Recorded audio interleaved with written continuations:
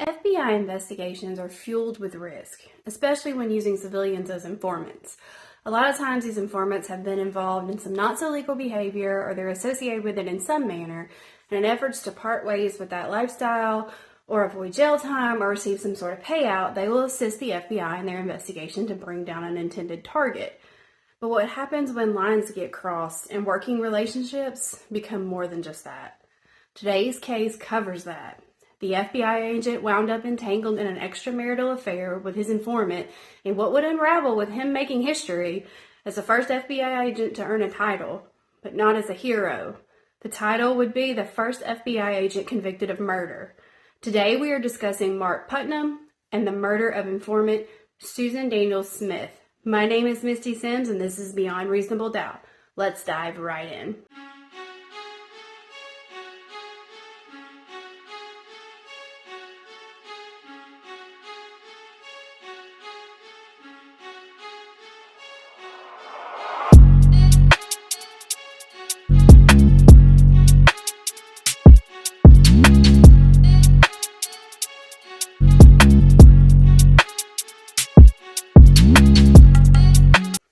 Pikeville, Kentucky in 1987 was a small town in the Appalachian Mountains and was not in a great spot at the time of these events. The people had been exploited for cheap labor for years during the coal mining boom. The rich lived in town while the poor and the poverty-stricken lived in the hills, and this is actually how the term hillbilly was coined.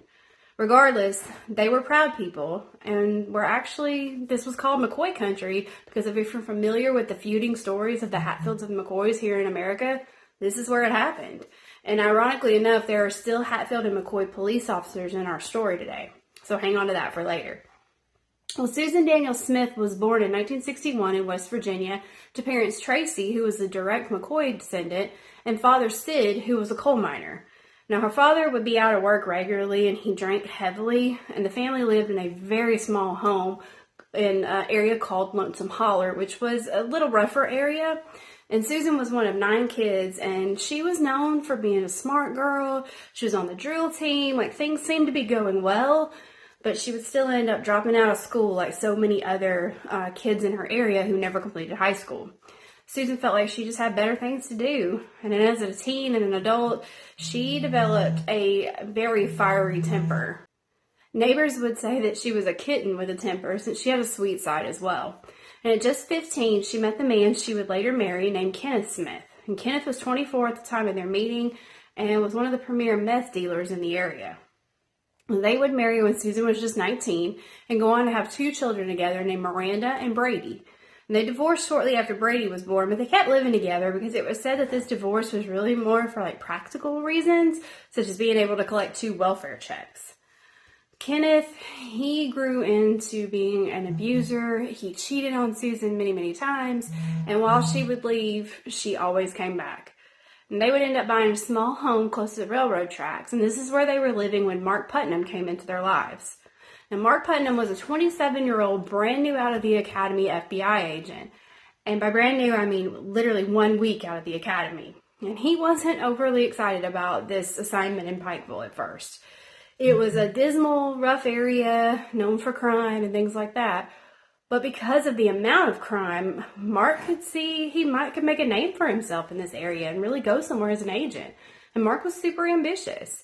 He and his wife, Kathy, had both grown up in Connecticut, and while Mark grew up poor because his dad drove a truck for a living, his mom had always stressed the importance of a good education to him and his siblings. Mark wasn't a super academic, but he was very athletic. So when he received a scholarship for soccer, he grabbed onto it because he knew that he could make his dream of becoming an FBI agent come true if he just got that degree. Now, he'd lose his father while he was off studying in college, but that actually seemed to drive Mark harder. And his wife, Kathy, she had less of a shiny upbringing. She was from a good family, but she was rebellious and she dropped out of high school, left home, and took a job as a bartender where she would meet her first husband, who was 10 years her senior and extremely abusive. Now, Kathy would leave him, move on to a new job at a massage parlor. She didn't quite understand what type of establishment this was, nor what a happy ending was when she took the job. She refused the advances of one of the regular customers, and he tracked her down at her apartment and he raped her. She reported it to police, who basically did nothing. As I said, it was a case of he said, she said. And it wasn't until the guy broke into her apartment for a second time and trashed it that they actually went after him. But don't get it twisted. This was more about bringing the massage parlor down than it was really caring about Kathy getting justice for her assault. Which I think we've all seen how poorly anyone in the sex industry is treated when it comes to things like reports of assault and such with the local police sometimes. It shouldn't matter what line of work you were in. An assault's an assault, and especially in that manner, that's terrible. But it still doesn't ever seem to be treated the way that it should be. But regardless, Kathy went on, she got her GED, she actually ended up getting an associate's degree, and she got a job as an apartment manager, and she was doing really well for herself, especially, overcoming all that turmoil from her past. And around this time would be when she met Mark, but she actually met Mark's mom first, and she met her at a restaurant. And Mark's mom, calls him on the phone immediately. She's like, you've got to meet this girl. She is gorgeous, and you two are going to be perfect for each other.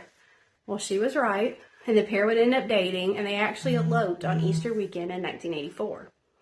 In February of 1987, they moved to Pikeville, and they were a little bit reserved, because like I said, it was a rougher area, but they were excited for Mark's new job, and he planned to excel here. And he actually was very smart, and he made friends with the local police really quickly. Now, because he knew, he didn't know the land, he didn't know the jurisdiction, and they did, and he didn't create that weird FBI local cop division. Now, he actually befriended Officer Hatfield, and there was Hatfields and McCoys at this police department, like I said earlier, and they were the ones that introduced him to Susan. Now, Susan, Mark heard about her reputation, but she had ties to a local bank robber named Carl Cat Eyes Lockhart. And he had recently got out of prison, and all of a sudden, conveniently, bank robbery started up happening again with Cat Eyes calling card pretty much all over it. And he was called Cat Eyes because he had these pretty green eyes and handsome, rugged, good looks, and he would use those looks and charisma to land on couches of his friends and family as opposed to getting a hotel room or a place of his own.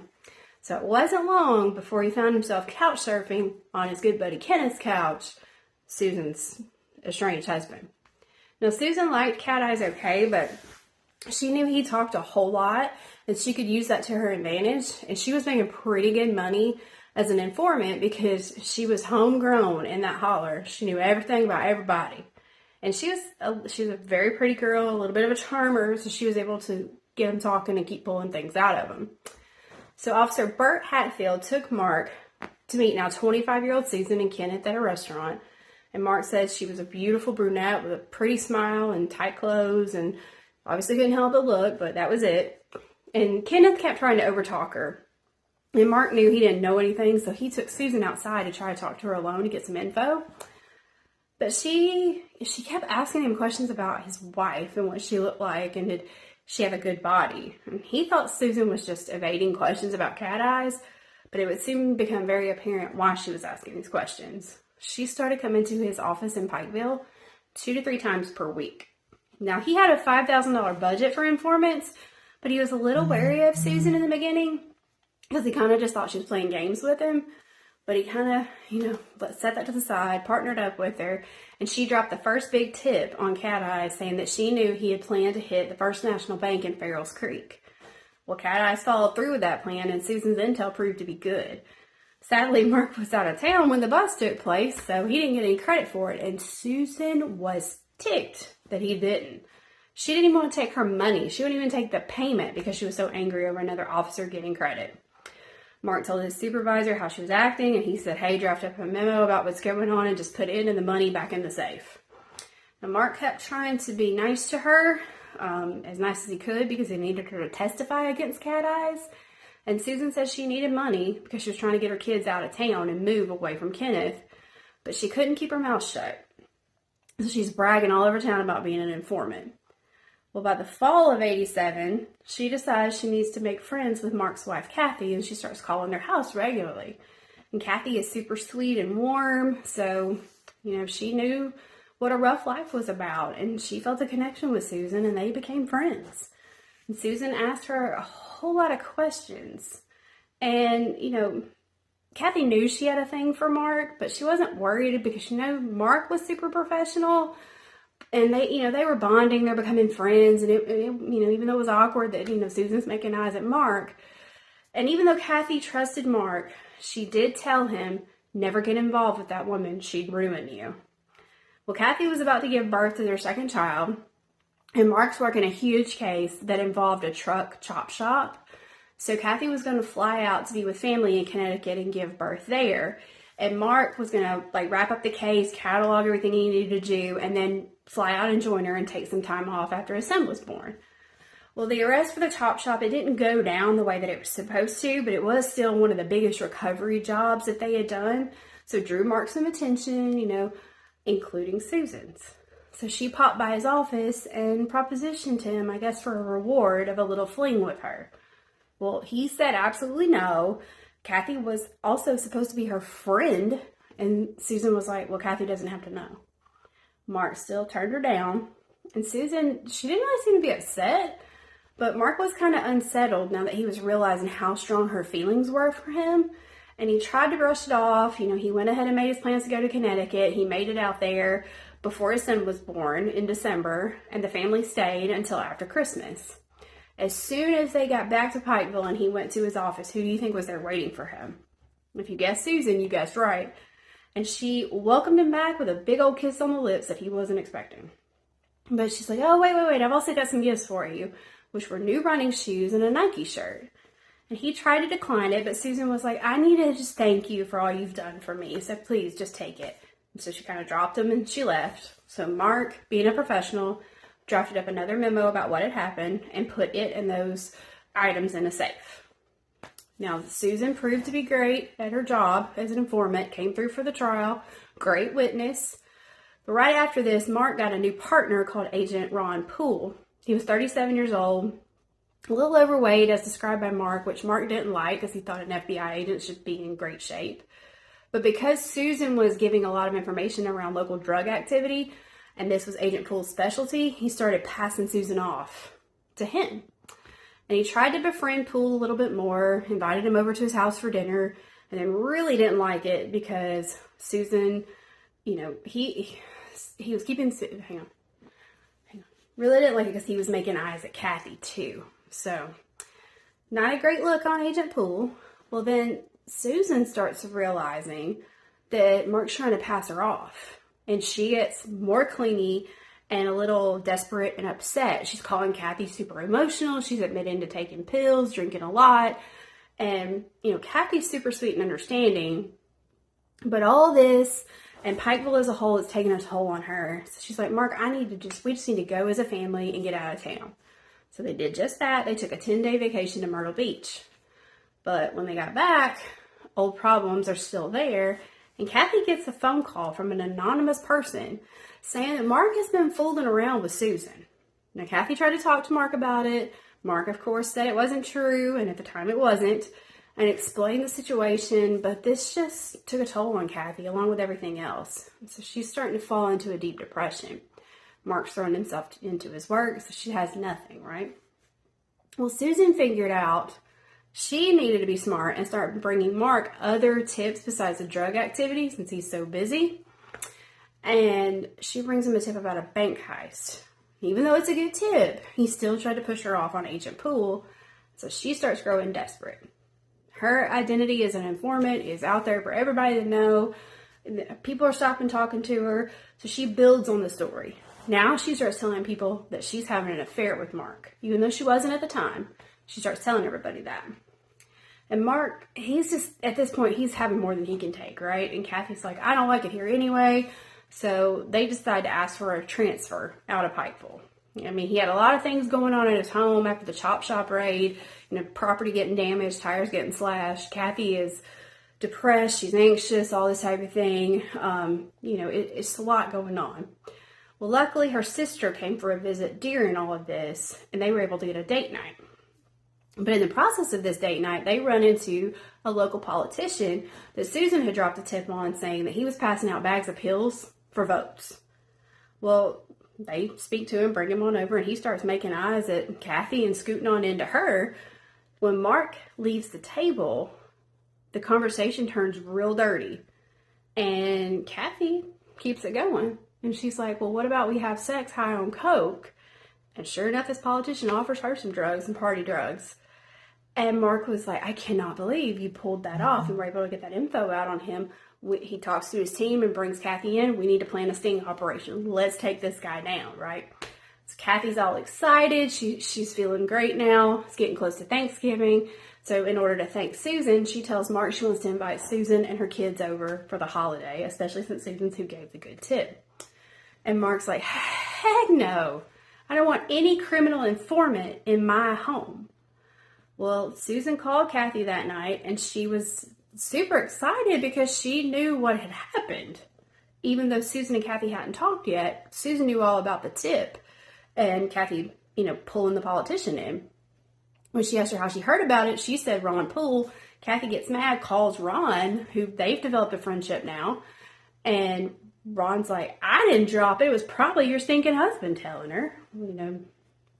Awkward. Mark says no, he didn't tell her. They go forward with the sting, and the agency at the top level says absolutely no. With Kathy being an agent's wife, they're not willing to take that risk. Well, this just breaks Kathy back down. Mark's back at his work all the time, and Susan decides it's time for her to move back in. So she brings him, a tip about a local cop and some illegal drug activity. He again tries to push her off on Ron. She gets, hysterical, and Mark's like, let's just go for a ride, okay? It's right before Christmas, let's just take a drive. Well, Susan tells him he just doesn't look like himself. She's worried about him, and, she knows he's not happy at home because Kathy has said that. And Mark's like, well, you're not wrong. Our sex life sucks now, and she's been really depressed and anxious since that scene got called off. And Susan, she saw it. She saw the weak moment and said, if you need a release, here I am. And she pulled him in and kissed him, and this time Mark didn't push her off. And according to Mark, they slept together for the first time that day in his car, and they would do so 5 more times over the next 2 weeks. Now, it was during this that Mark realized he had to get out of Pikeville before Susan ruined his life, kind of like Kathy told him she would. And Kathy had noticed that Susan's demeanor had changed. Now, she wasn't calling Kathy as much, but when she did, honey, she was happy, she was upbeat, and Kathy was excited for her. She was like, great, maybe she's taking my advice, she's gone and she's sought out some happiness, a better way of living. But sadly, we all know that wasn't the case. It was because of Mark. Well, one morning, break of dawn in January, Kenneth calls Mark and Kathy's home, and they can hear Susan just crying and carrying on in the background. And Kenneth tells Kathy on the phone, Susan and Mark have been having an affair, and she's miscarried his baby. And Susan's hollering in the back that it's not true, but now Kathy's shook. She asks Mark. Mark says Susan's a liar, but that seed's sowed. Girl is sowed. And Susan, she kept calling Kathy. She'd make little remarks about Mark. Kathy's getting unnerved. By February, that chop shop case is picked back up. They're getting more threats. All this mess is going on in the back of Kathy's mind. They request a transfer. It just can't take it anymore. And it comes through quick. And they're going to head to Miami. And Kathy is stoked. Her and the kids are going to go first. And then Mark is going to hang behind and come join them in April after the house sells. Well, even once he got moved, Ron Poole calling him every day, telling him that Susan is flat out wild. She's filed charges against Kenneth for abuse. Kenneth turned around and called the welfare office on her. She's lost half her benefits, and she has gone off the deep end. Not only is she taking those pills, she's mixing them with cocaine too. And she's even rented a motel room in Pikeville once a week, and she's using it for sex work just to get some money coming in. Well, if that wasn't bad enough, then Susan calls Mark, and she's like, guess what, babe? I'm pregnant, and it's yours. And he's like, oh, okay, hold on. I'll be back in Pikeville soon to finalize this whole chop shop deal, and we need to talk. Well, in the meantime, in May, Susan's walking down the street, runs into Cat Eye's girlfriend, and as you can imagine, she ain't happy. This ain't tea and cookies, and this girl beat the mess out of Susan. Threatened her life for informing on Cat Eyes. It was a wreck. Now, Kenneth, Susan's brother, and Susan's brother's girlfriend were all with her, and they just stood there and watched it. They didn't try to help. I mean, if that tells you anything about what this girl's going through. Well, Mark, he had traveled back around that same time in May, but he didn't tell anybody he was coming. Well, he's going back in June, and Ron Poole, being the spiteful guy he was, because he wanted to be hooking up with Susan, he called her and told her Mark would be there June the 5th. And sure enough, Mark flew in, rented a car, and drove to a hotel in Pikeville. In the meantime, Susan's at the doctor. She's getting a note that she's due in November, and that she had a previous miscarriage in the DNC. And according to Mark, that he's told now, this timeline with the miscarriage does line up. Pregnancy, not so much, because he said they only slept together, prior to Christmas. And she's engaging with some other men, Kenneth, and intersex work. So obviously we don't know, but that's what Mark said. And Mark said when he pulled up at that hotel, there she was high, and she was ready to fight. So he took her to McDonald's for some food. She spills everything, the story about all the issues she's having with Kenneth. He won't let her see her kids. She has no money. She's got this note saying she's pregnant, and she's telling him it's his baby, and he has abandoned her, and she doesn't know what she's going to do. So Mark's like, well, how about we get an abortion? And the fiery kitten came in with a roar. She is mad. She didn't want to hear about it. She said she was just going to show up in Florida and just be a thorn in his backside until he decided to do something. So he calms her down that night, but a couple days go by. He's kind of angry at himself. He's regretting everything, trying to take a shower to get ready to go to court, and she's beating on his door again. He's trying to get her to leave, like, hey, I gotta go to court. I can't do this right now. And she's like, well, I gotta use your phone, and I need some clothes. So he's like, okay, all right, you do you. I'm gonna go to Lexington. I gotta go deal with the chop shop, closing up all the things in court. Well, when he comes back, she's standing right there outside his door again, high as a kite and ready to fight. She's telling him, you have ruined my life. It's been a mess since I met you. And she's screaming and hollering she's not going to have an abortion. And Mark's like, okay, I get it. I totally understand. If this is my baby, Kathy and I will adopt it and raise it. And he realized pretty quick that was not okay to say. Because she's screaming, she's crying, she's scratching. Mark's like, okay, all right, sorry. Let's just take a ride. I don't want the hotel neighbors to hear. Mark says she is berating him in this car ride. He drives her up to the holler. She's calling Kathy names, all this type of stuff. So he finally, kind of pulls up to the area where she's from, and she's like, I'm going to call the FBI. I'm going to tell them everything I know. And he's like, what do you want? She's like, I want you to divorce Kathy and marry me. And Mark's like, absolutely not, and I want a paternity test. Your sister's done thrown you out. You signed custody of your kids over to Kenneth. And quite frankly, I'll be damned if I'd let a kid of mine grow up here with a slut like you. Oh, Mark. No, sir. All heck broke loose at that point. She starts scratching, she's punching, she's slapping, she's cussing, she's spitting like it's a mess. And Mark's trying to hit her back, which he misses, thankfully. And she starts screaming that she owns him and he owes her and F you and just all these things. And he's like, I just wanted her to be quiet. So he says he put his hands around her throat and he kept saying, relax, Susan, relax.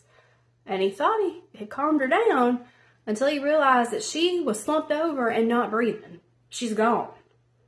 Now, he says he tried to revive her and couldn't. And let me stress that this is just Mark's side of the story. While it's never changed, we obviously can't ask Susan, so just having to go on his word, that's all I got. But Mark said at this point, he starts spiraling. He's like, I need to call Officer Hatfield, just tell him what I've done.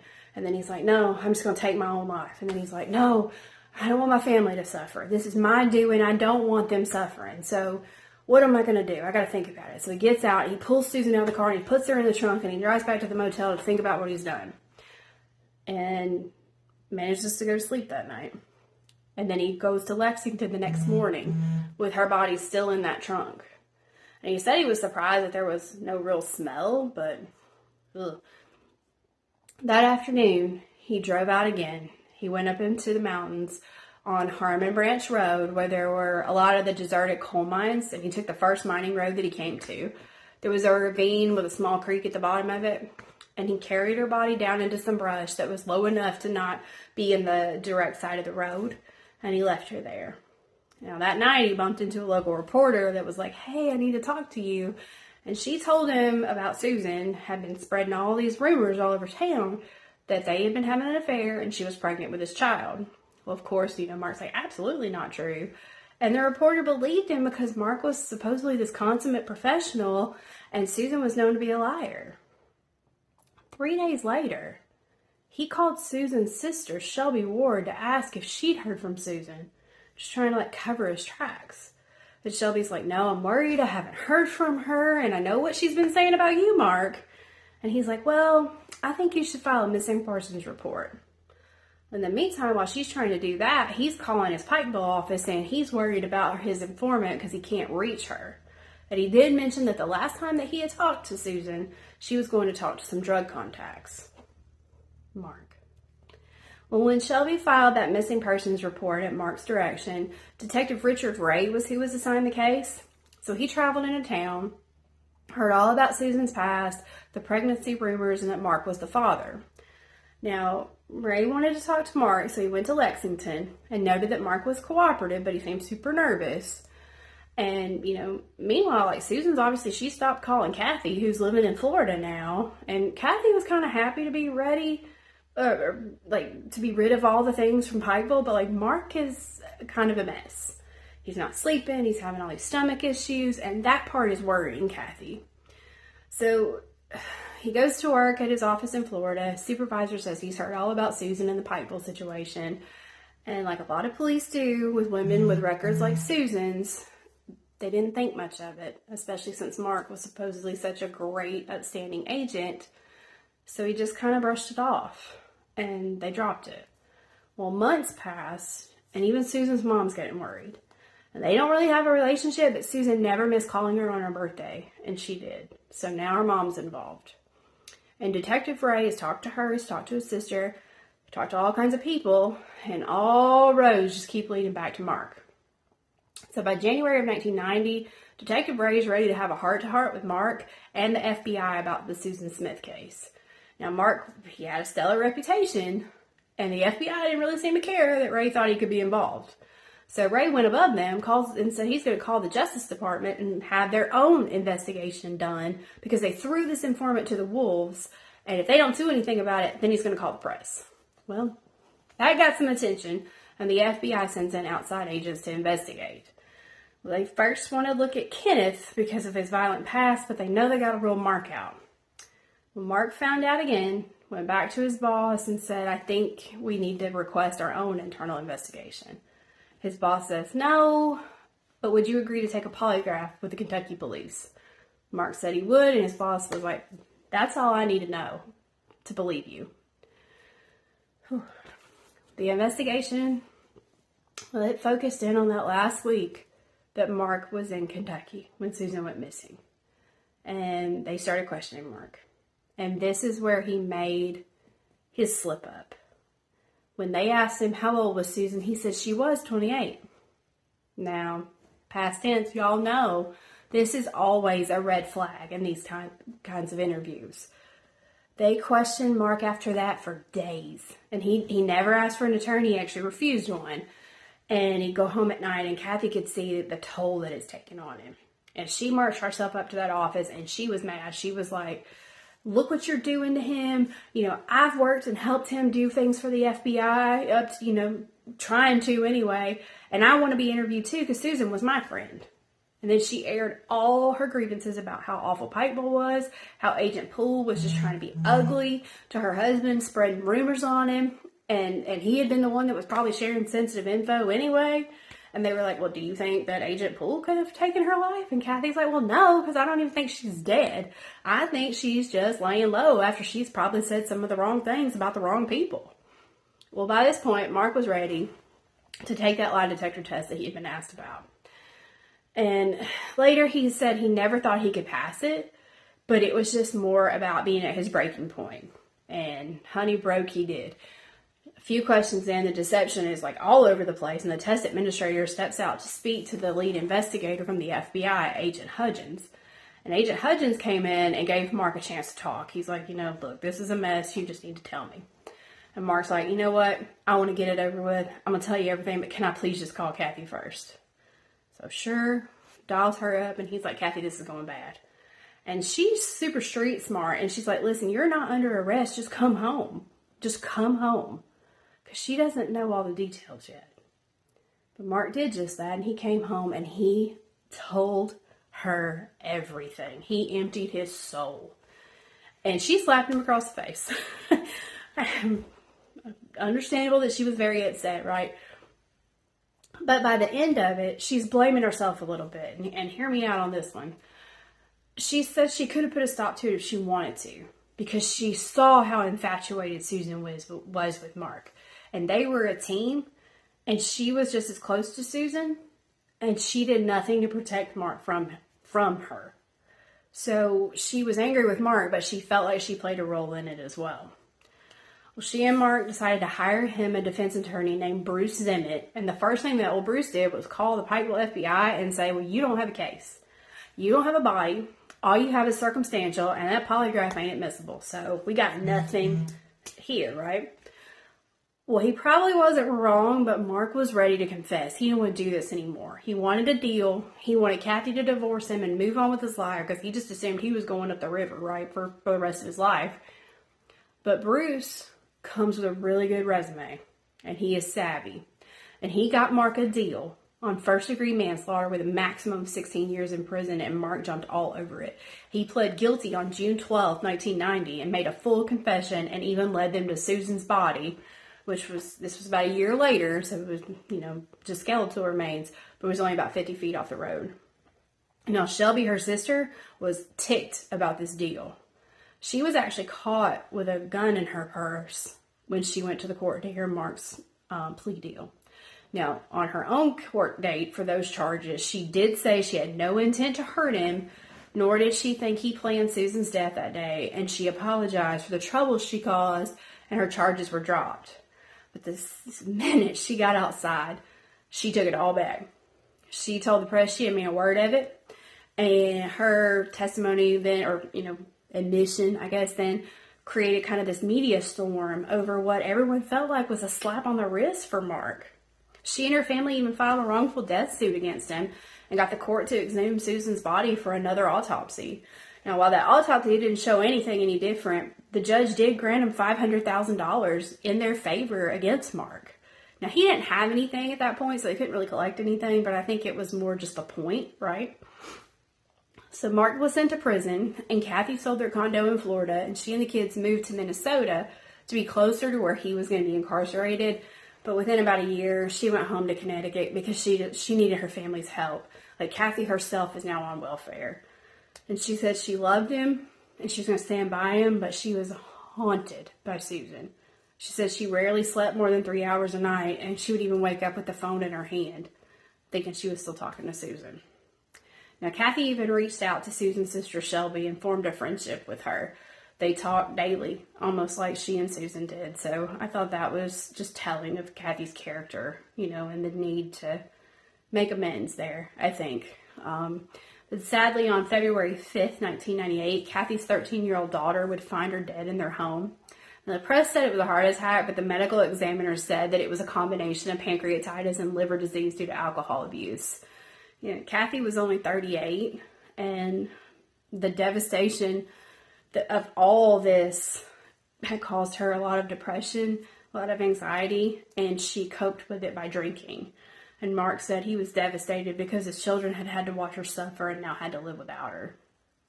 Now, Mark himself was released from prison in the year 2000.